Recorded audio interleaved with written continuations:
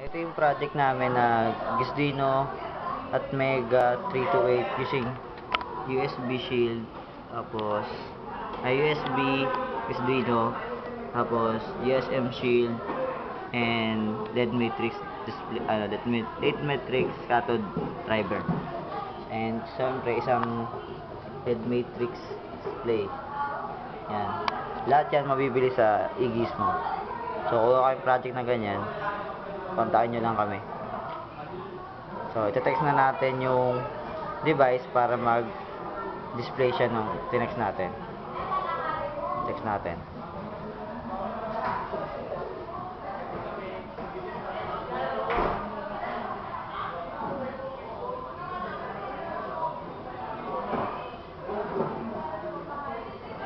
So yun yung ito-text natin. Welcome to TUP Taguig.